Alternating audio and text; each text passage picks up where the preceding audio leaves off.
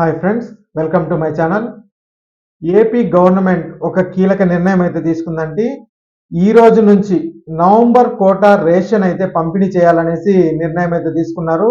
ఈ మంతా తుఫాన్ కారణంగా మనకి రేషన్ షాపుల్లో ఈ రోజు నుంచే మనకి రేషన్ పంపిణీ అయితే ఖచ్చితంగా చేయాలి అనేసి, వాళ్ళు ఇబ్బంది పడకూడదనేసి మరి రేషన్ మనకి పంపిణీ చేయాలనేసి గవర్నమెంట్ అయితే నిర్ణయం తీసుకుంది. మరి రేషన్లో మనకి ఏమేమి ఇస్తారు ఈసారి నవంబర్ రేషన్లో అనేది ఆ వివరాలు ఈ వీడియోలో అయితే తెలుసుకుందాం. మీరు ఇంతవరకు నా ఛానల్ సబ్స్క్రైబ్ చేసుకోకుండా ఉంటే దయచేసి సబ్స్క్రైబ్ చేసుకోండి, లైక్ చేయండి, షేర్ చేయండి.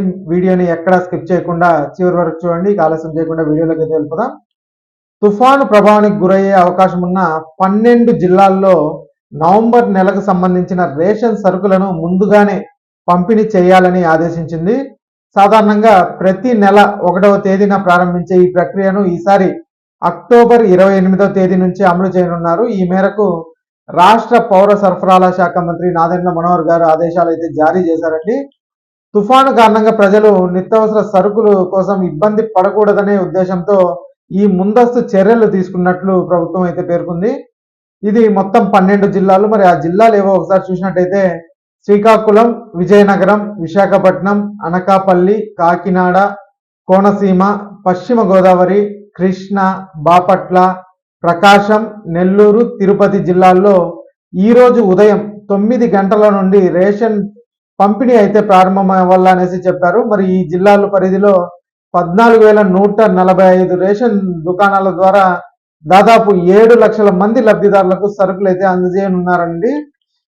ఈ సందర్భంగా మంత్రి నాదెండ్ల మనోహర్ మాట్లాడుతూ, సాధారణంగా నెల మొదటి రోజు నుంచి రేషన్ పంపిణీ అయితే చేస్తాం, కానీ తుఫాను కారణంగా దృష్టిలో ఉంచుకొని ఈ పరిస్థితులను దృష్టిలో ఉంచుకొని ఈ నిర్ణయం అయితే తీసుకున్నామనేసి అయితే చెప్పారు. అలాగే లబ్ధిదారులకు అందించే బియ్యం మరియు పంచదార వంటి సరుకులను ఇప్పటికే క్షేత్ర స్థాయిలోని రేషన్ షాపులకు అయితే చేర్చామనేసి చెప్పారండి. అంటే మనకి ఈసారి కూడా బియ్యం, పంచదార వరకే మనకు వచ్చినాయి. మనకి ఈ కందిపప్పులు కానీ అవన్నీ ఇంకా ఈ నెల కూడా ఇచ్చే పరిస్థితి అయితే లేదు.